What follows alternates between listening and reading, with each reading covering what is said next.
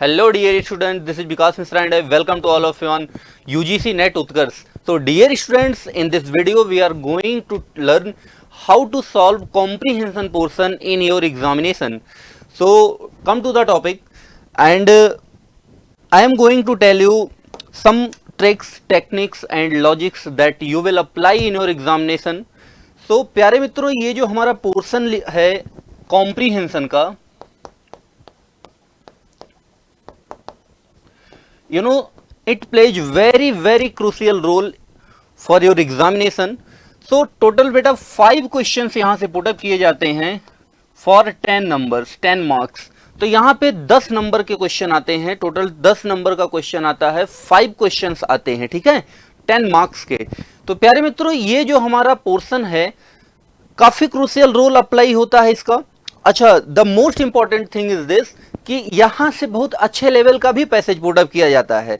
तो हम लोग यहाँ पे देखने वाले हैं कि हम कॉम्प्रीहेंशन को अपने एग्जाम रियल टाइम में कैसे अप्लाई करने वाले हैं, क्या ट्रिक्स हैं जिसके माध्यम से हम इस चीज को और बेहतर कर सकते हैं. तो यहाँ पे सबसे पहले हम समझते हैं कि व्हाट इज कॉम्प्रीहेंशन. कॉम्प्रीहेंशन होता क्या है, इस चीज के बारे में पहले समझते हैं. तो dear students, comprehension means understanding. Comprehension means understanding. किसी भी पार्ट में अगर आपसे इंग्लिश कॉम्प्रीहेंशन पूछा जा रहा है, वो किसी भी लैंग्वेज का हो, चाहे वो हिंदी लैंग्वेज का हो, चाहे वो इंग्लिश लैंग्वेज का हो, तो आपसे ये उम्मीद की जाती है then you have a good knowledge for your grammar portion as well as vocabulary. तो यहाँ पे ग्रामर और वोकैबुलरी, अगर इन दोनों की समझ आप में टेस्ट करनी हो तो आपसे एक कॉम्प्रीहेंशन पूछ लिया जाता है और इसी के माध्यम से जो एग्जामिनर है डियर, वो आपकी सारी नॉलेज को चेक करने का प्रयास किया करता है. सो आइए देखते हैं कि कॉम्प्रीहेंशन को हम सॉल्व कैसे करेंगे. हमारा जो कॉम्प्रीहेंशन का पोर्शन है, इसमें हमसे पूछा जाता है अनसीन पैसेज. इसमें हमसे पूछा जाता है अनसीन पैसेज. अनसीन पैसेज के माध्यम से हमसे 5 क्वेश्चंस पुटअप किए जाते हैं फॉर 10 मार्क्स. सो देखते हैं अनसीन पैसेज को सॉल्व करने की क्या हमारे पास रणनीतियां हैं, क्या हमारे पास में स्ट्रेटजीज हैं जिनको हम लोग यहाँ पे डिस्कस करने वाले हैं. तो देखिए डियर, जनरली अभी एग्जाम्स जो होते हैं वो 2 पैटर्न पे होते हैं. एक हमारा पैटर्न होता है ऑनलाइन का और दूसरा हमारा जो पैटर्न होता है वो ऑफलाइन एग्जाम्स का पैटर्न होता है. बच्चे क्या करते हैं कि ये जो हमारा ऑफलाइन वाला पैटर्न है, मैक्सिमम बच्चे इसी की ट्रिक को, इसी की टेक्निक को ऑनलाइन में भी अप्लाई किया करते हैं, जिससे उनको काफी दिक्कतों का सामना करना पड़ता है. देखो, जनरली जो स्टेप्स हैं, जो इसको सॉल्व करने की स्ट्रेटजी है, उसमें क्या क्या चीजें आती हैं. अगर आपके पास में हाथ में आपके पेपर है, ऑफलाइन एग्जाम आप दे रहे हैं, तो ये ट्रिक आपको वहां पे अप्लाई करनी है. क्या स्टेप्स हमको लेने हैं, आइए वन बाय वन हम देखते हैं. सबसे पहले हम स्टेप्स के बारे में डिस्कस करेंगे. आफ्टर दैट हम लोग एक आपका प्रीवियस ईयर का पेपर सॉल्व भी करेंगे, जिसमें आपको मैं बताऊंगा कि किस टाइप से चीजों को हम यहाँ पे अप्लाई किया करते हैं जिससे हमारे एग्जाम में बेहतर मार्क्स आ सकें. तो यहाँ पे हम लोग कोशिश करेंगे कि 10 आउट ऑफ 10 का स्कोर जो है हम अचीव करने का प्रयास करें. सो देखते हैं ऑफलाइन में बेटा जो सबसे पहला स्टेप होता है, बच्चा क्या करता है, फटाफट पैसेज पढ़ता है, फिर आंसर क्वेश्चन देखता है. क्वेश्चन देखने के बाद में उसको लगता नहीं यार ये वाला लाइन हमने कहीं पढ़ रखा है, वो फिर से पैसेज पढ़ना स्टार्ट कर देता है. Then I think this is not the best way to solve such type of question. So step 1, इसमें जब अगर ऑफलाइन आप एग्जाम दे रहे हैं, मेरी बात ध्यान से सुनना. So first read the questions. सबसे पहले आपको क्या करने हैं, रीड द क्वेश्चंस. दूसरा स्टेप आपको करना है, पहले क्वेश्चंस आपको पढ़ने हैं, क्या क्या क्वेश्चंस पुटअप किए गए, उसके बाद में आपको फिर पैसेज पढ़ना है, मींस रीड द पैसेज. सो उसके बाद में आपको पैसेज रीड करना है. और ये जो तीसरा पोर्शन है, दिस इज मोस्ट इंपॉर्टेंट. आप हाथ में पेन लिए रहिए और आपके पेपर में जो पैसेज आप पढ़ रहे हैं, underline the words. Underline the words. अब कौन से वर्ड्स हमको अंडरलाइन करने हैं, तो हमें बेटा वो वर्ड्स अंडरलाइन करने हैं जो पैसेज जब हम देखे, सबसे पहले जो हमने पैसेज देखा उसमें जो क्वेश्चंस लिखे हुए थे उससे मिलते जुलते अगर वर्ड्स मिल रहे हैं तो हमें उसको अंडरलाइन करना है. और ये जो चौथा ऑप्शन है ये ऑप्शनल है एक्चुअली. ऑप्शनल क्यों है? If you have sufficient time, अगर आपके पास समय है तब इसको हम अप्लाई करेंगे। Reread the passage, reread the passage, और तब लास्ट स्टेप हम अप्लाई करेंगे answer the question, answer the question. अब ये हमारा जो है लास्ट वाला स्टेप आएगा। But if you are going to involve in online examination, if you are going to appear in online examination, then what steps you should apply? So come here, देखते हैं हम यहाँ पे कि कौन से स्टेप्स हैं जो हम ऑनलाइन में अप्लाई करेंगे। तो बेटा ऑनलाइन एग्जाम्स में जो भी हमें स्टेप्स लेने हैं ये इतने सॉलिड स्टेप होने चाहिए कि चीजें जो है हमारी गलत ना हो।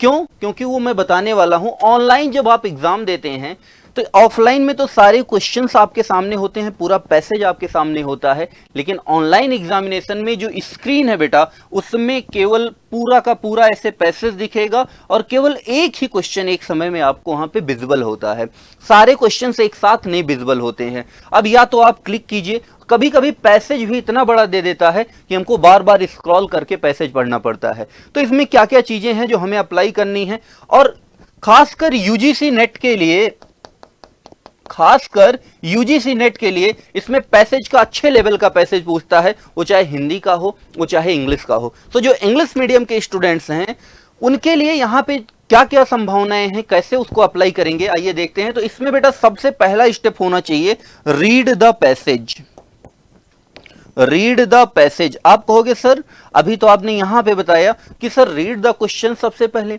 यहां आप कह रहे हो पैसेज। बेटा इसके पीछे लॉजिक है, लॉजिक ये है कि अगर आप यहां पे बार बार पहले क्वेश्चंस आप पढ़ने का प्रयास करेंगे तो आपको बार बार क्लिक करके पहले सारे क्वेश्चंस पढ़ने होंगे, और केवल इस प्रोसेस में आगे पीछे आने जाने में, क्वेश्चंस को लेकर के इधर करने में उधर करने में, मुझे लगता है कम से कम आपका आधा मिनट से 1 मिनट का टाइम वेस्ट होगा, जिसका कोई अर्थ नहीं निकलेगा। तो इसमें हमको क्या करना है कि सबसे पहले पैसेज पढ़ना है, और कैसे पढ़ना है? Read the passage carefully. हमको केयरफुली पढ़ना है। आप कहोगे सर कितना केयरफुली हमको पढ़ना है? तो इतना केयरफुल होके पढ़ना है कि जब आप पूरा पैसेज पढ़ ले रहे हो और आंसर देने आप जा रहे हो तो आपको फिर क्वेश्चन पढ़ करके और फिर बार बार आपको दौड़ के पैसेज पढ़ने ना आना पड़े, इतना केयरफुली हमको पैसेज पढ़ना है।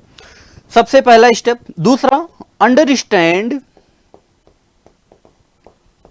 The tone of the passage. दूसरा बेटा हमारा जो स्टेप होगा ये हमको डियर क्या करना है कि पैसेज के हमें टोन को समझना है कि पैसेज का टोन कैसा है। पैसेज का टोन नॉर्मल है, न्यूट्रल है, पॉजिटिव है, नेगेटिव है, इकोनॉमिक है, बैंकिंग सेक्टर पे है, सोशल सेक्टर पे है, ये सारी चीजें हमें यहां पे पहले समझनी है। उसके बाद में फिर तीसरा, या मान लीजिए हमारा जो पैसेज है उसमें कोई अरानी वगैरह को एक्सप्लेन किया गया है, इंफॉर्मेटिव है, ये सारी बातें हमें समझनी है क्योंकि यहां से भी क्वेश्चंस आपके एग्जाम में पुटअप किए जाते हैं। अब जब तीसरा स्टेप पे हम बढ़ेंगे तो सबसे पहले हमें पैसेज केयरफुली रीड करना है। पैसेज को रीड करने के बाद में हमें पैसेज का टोन समझना है, और पैसेज का टोन समझने के बाद में उसके बाद हम क्या करेंगे? Answer the question. और अगर आपकी हैबिट एक बार ऑनलाइन एग्जाम में जैसे पैसेज सॉल्व किया जाता है, अगर ये वाली हैबिट पड़ गई तो नो डाउट कि इसको आपको स्टेप फॉलो करने की फिर जरूरत नहीं पड़ेगी। आप कहोगे सर ये हैबिट कैसे पड़ेगी, एग्जामिनेशन तो बहुत हमारे नजदीक है। अब बताओ सर हम क्या कर सकते हैं? तो डेली आपके पास में कोई ना कोई ऐप होगा, कोई ना कोई ऑनलाइन वेबसाइट, ढेर सारी वेबसाइट्स हैं। आप किसी भी, आप अगर गूगल पे भी टाइप कर देंगे पैसेज प्रैक्टिस तो कोई ना कोई साइट खुल करके आपके सामने आ जाती है, और डेली आप अपने जीवन के 10 मिनट दें और 2 पैसेज सॉल्व करने का प्रयास करें रोज ऑनलाइन ही। और हैबिट ये डालें, अपने माइंड को इस बात के लिए एग्री करवाएं कि हमें पैसेज एक ही बार पढ़ना है।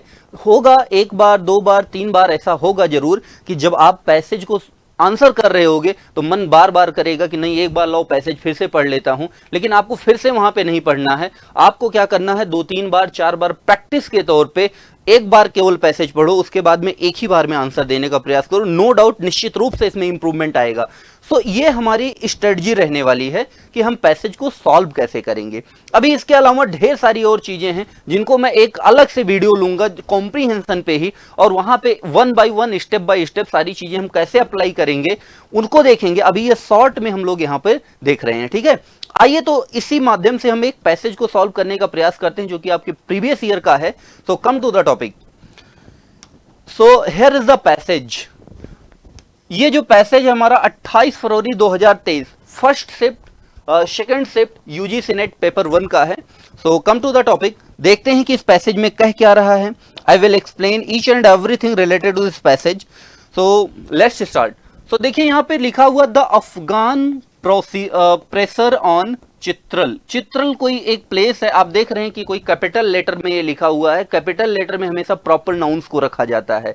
तो Afghan pressures on Chitral means Afghan जो है ये चित्रल पे क्या कर रहा है बेटा, प्रेशर डाल रहा है। अब ये हमको आगे पढ़ के पता चलेगा कि ऐसा क्यों हो रहा है और क्या इसमें प्रेशर है। which had already been drawn close to Indian Empire through its allegiance to Kashmir in late 1876, assumed seriousness in 1882 when Kabul claimed this territory as one of its protected states.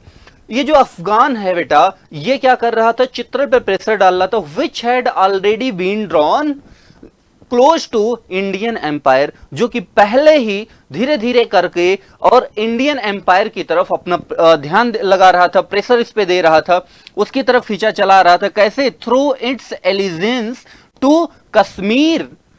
कैसे?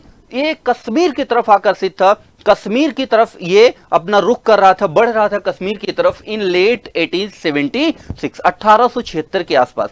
आगे देखो बात क्या कर रहा है, कह रहा है एज्यूम्ड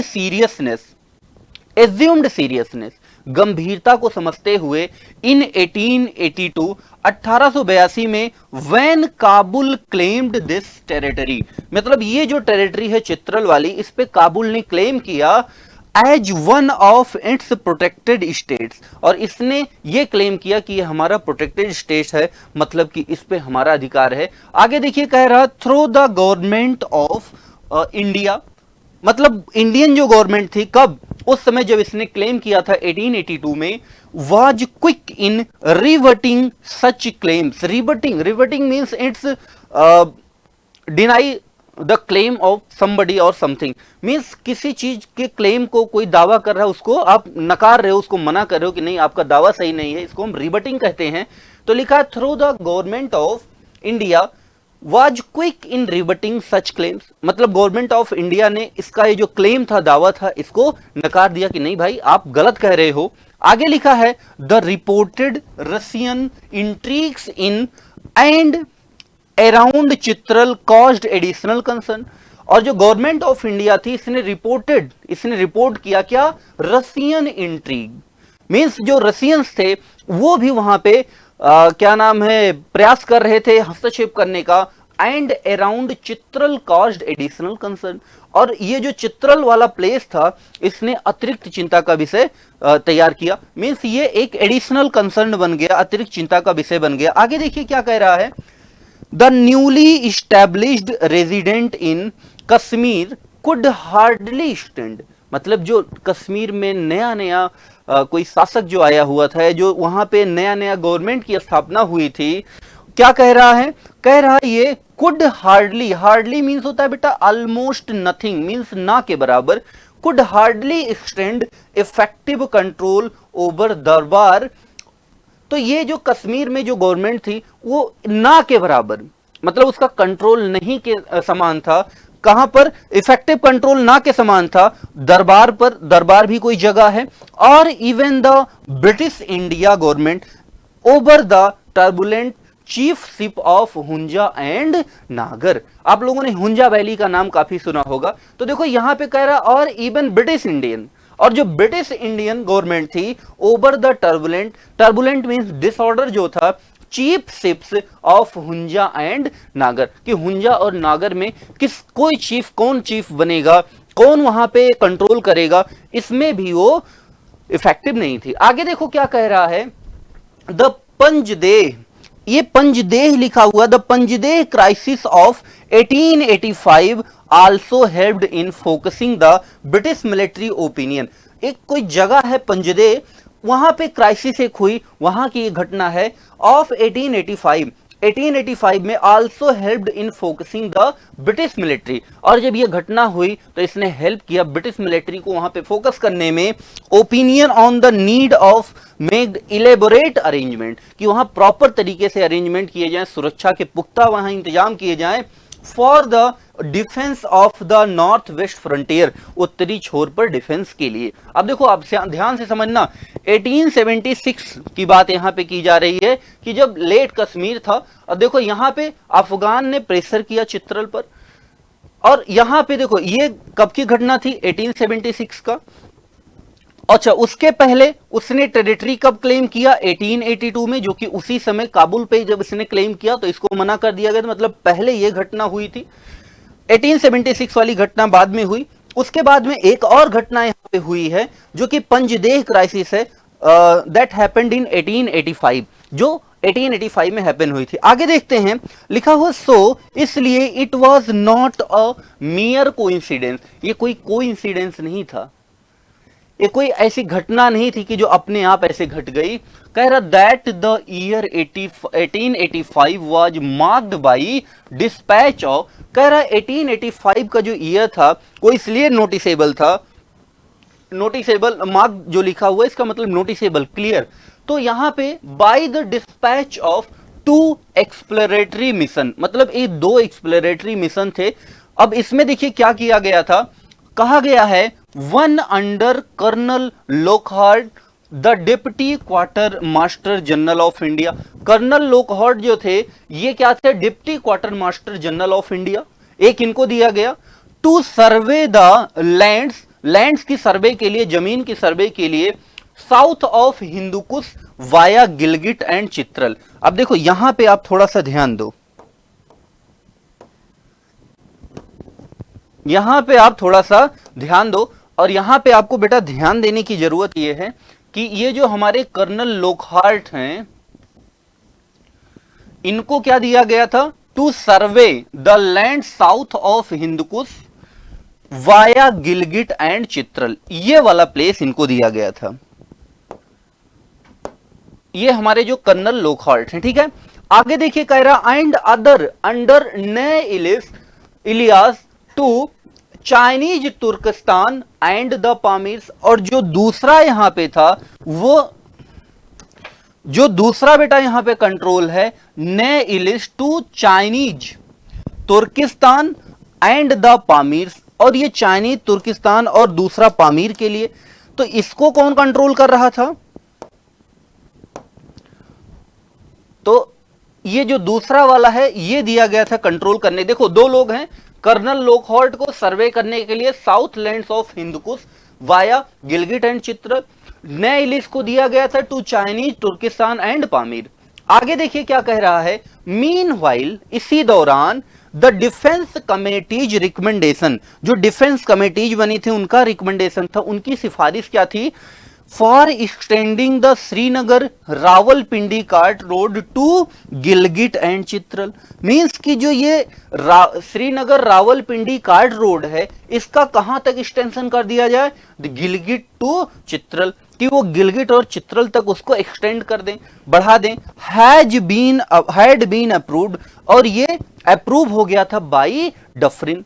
आप लोगों ने डफरिन का नाम सुना होगा। आगे लिखा है the new commander in chief, जो नए सेनापति थे, F Roberts even suggested that we should have political control. इन्होंने ये भी सजेस्ट किया कि ये रोड ही बढ़ाने से काम नहीं चलेगा, हमें पॉलिटिकल कंट्रोल भी रखना चाहिए over the country around Chitral and Gilgit. मतलब जो चित्रल और गिलगिट का क्षेत्र है यहां पे हमें पॉलिटिकल कंट्रोल भी रखना चाहिए। आगे देखो लिखा है in order to secure the approaches, और किस लिए, सिक्योर द अप्रोचेज, की हम अपनी पकड़ बनाए रखें इस क्रम में, टू द फॉर्मर बाई डोरा पास, कहां, पहले डोरा पास तक, एंड द लेटर थ्रो वखान, और कहां तक, उसके बाद वखान तक। तो ये हमारा डियर पूरा का पूरा पैसेज था। Now we are going to solve the questions which is asked based on passage. तो यहां पे जो पैसेज पे बेस्ड क्वेश्चंस पूछे गए हैं उनको हम लोग अब यहां पे आंसर करने जा रहे हैं। सो here is the first question. हमारे सामने फर्स्ट क्वेश्चन आ चुका है। देखो कह रहा हु वाज इंटरेस्टेड। बेटा इंटरेस्ट मींस होता है सौंप देना। इंटरेस्ट मींस क्या होता है? सौंप देना means to give responsibility to somebody, मतलब किसी को रिस्पॉन्सिबिलिटी देना। तो कह रहा who was interested with the responsibility to survey the Chinese Turkistan. तो चाइनीज तुर्किस्तान की रिस्पॉन्सिबिलिटी किसको दी गई थी? तो आपको पता होना चाहिए कि चाइनीज तुर्किस्तान की जो रिस्पॉन्सिबिलिटी है वो ने एलिस को दी गई थी। जो ने एलिस थे इनको जो रिस्पॉन्सिबिलिटी दी गई थी वो चाइनीज तुर्किस्तान के सर्वे के, लैंड सर्वे के लिए दी गई थी। So B is the right option. Come to the next question. हमारा जो क्वेश्चन नंबर सेकेंड है इसमें कहा जा रहा है the areas in and around Chitral witnessed conflicting claims. अब देखो ये कह रहा है कि द एरियाज, वो कौन से एरिया थे? The areas in and around, मतलब जिस एरिया में और जिसके आसपास चित्रल विटनेस्ड कन्फ्लिक्टिंग, जो चित्रल जगह थी वो विटनेस्ड कन्फ्लिक्टिंग, वो कन्फ्लिक्ट का कारण बनी। क्लेम्स फ्रॉम, वो किसके किसके द्वारा क्लेम किया गया था? तो बेटा वो क्लेम पहला देखिए ऑप्शन अफगान। तो अफगान ने निश्चित रूप से पहले ही क्लेम किया है। हमको पता है कि यहां पे अफगान ने बेटा पहले क्लेम किया हुआ है। रशियंस ने भी वहां पे क्लेम किया था, लिखा है ना रशियंस इंट्रिग्स। तो उस पे अगला देखिए नेक्स्ट हमारा क्या है? ब्रिटिश। और ब्रिटिश इंडिया जो हमारी थी वो ऑलरेडी यहां पे राज कर रही थी। तो इसका मतलब ये जो तीनों देश हैं इन तीनों ने ही क्लेम किया, ये तीनों के लिए ही कन्फ्लिक्ट का विषय बना। कौन विषय बना बेटा? चित्रल। सो देखते हैं ऑप्शन कौन कौन से दिए हैं। तो ए बी सी कहां कहां दिया है? देखो A and B wrong, B and C wrong, A and C wrong, A B and C. So D is the right option. So D is the right option. Okay, come to the next question. अगला हमारा जो question लिखा हुआ है third number लिखा है। आइए कम to the topic, देखते हैं थर्ड नंबर में क्या कह रहा है। Given below are two statements. आइए दो स्टेटमेंट्स को हम पढ़ते हैं। तो फर्स्ट स्टेटमेंट है हमारा अप्रोच टू चित्रल वाज थ्रू वखान। नहीं बेटा, चित्रल पे जो हमारा अप्रोच था वो वखान के थ्रू नहीं था, लास्ट में लिखा है बाद में वखान तक जाना था। तो ये तो स्टेटमेंट रॉन्ग लिखा है। Lands situated south of Hindu Kush could be approached via Chitral and Gilgit. हाँ, ये जो लैंड सिचुएटेड मतलब वो जमीन जो स्थित थी साउथ ऑफ हिंदकुश, हिंदकुश के साउथ में, could be approached via Chitral and Gilgit, ये बात सही कह रहा है। तो यहां पे बेटा हमारे पास में जो सेकंड वाला ऑप्शन है ये करेक्ट है स्टेटमेंट, और फर्स्ट वाला इनकरेक्ट है। तो देखते हैं, first incorrect and second is correct. तो both first and second statement are correct. Wrong option. Both statement first and statement second are incorrect. Statement first and second are incorrect, नहीं, दोनों incorrect नहीं है। Statement first is correct and second is incorrect, नहीं, ये opposite दिया, उल्टा दिया है। Statement first is incorrect and statement second is correct. So यहां best option is option number D. Option number D जो है वो सबसे बेस्ट ऑप्शन है, क्योंकि यहां पे जो फर्स्ट ऑप्शन है बेटा ये इनकरेक्ट है और सेकंड ऑप्शन ही केवल करेक्ट है। Come to the next question. अगला हमारा जो क्वेश्चन लिखा है the British were finding it challenging to control. जो ब्रिटिश थे वो कह रहे हैं कि British were finding it challenging to control, मतलब ब्रिटिश कौन सी ऐसी जगह थी जिस पे कंट्रोल करना चैलेंजिंग मान रहे थे, मींस उनके लिए एक चुनौतीपूर्ण था।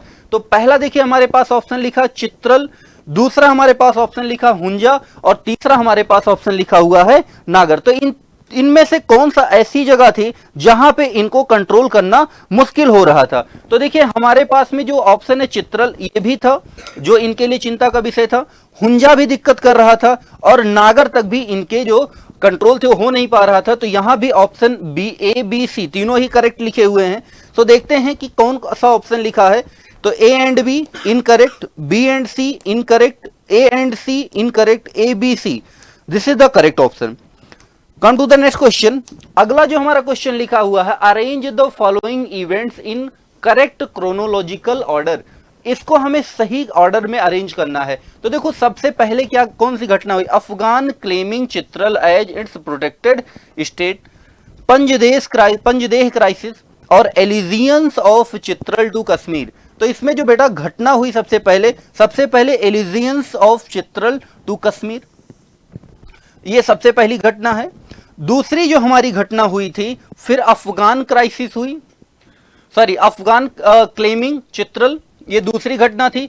और तीसरी घटना जो है हमारी वो क्या है, पंजदेह क्राइसिस। जो हमारी तीसरी घटना है बेटा वो क्या है, पंजदेह क्राइसिस। तो यहां पे जो हमारा बनेगा वो क्या बनेगा, CAB। तो कौन सा ऑप्शन है यहां पे, ऑप्शन नंबर जो सी लिखा हुआ बेटा, C is the right option. CAB जो बन रहा है, option number C is the right option. तो इस प्रकार से आपने देखा कि हम लोगों ने इस पैसेज को सॉल्व किया। चलिए इसी प्रकार की वीडियोस के लिए बने रहिए आप लोग UGC नेट उत्कर्ष पे, और इस चैनल को शेयर एंड सब्सक्राइब कीजिए। नो डाउट आप लोग जो उम्मीद, जो आशा लेकर के आप आए हुए हैं, जो उम्मीद आप हमारी आंखों में देखते हैं, निश्चित रूप से इस चैनल के माध्यम से हम वो आपकी उन उम्मीदों पे खरे उतरेंगे और आप तक वो सारी जानकारी, वो सारा कंटेंट, वो सारा स्टडी मटेरियल आप तक पहुंचाएंगे जिसकी आप उम्मीद करके इस चैनल को, इस प्लेटफॉर्म को आपने सब्सक्राइब किया है। बहुत बहुत धन्यवाद।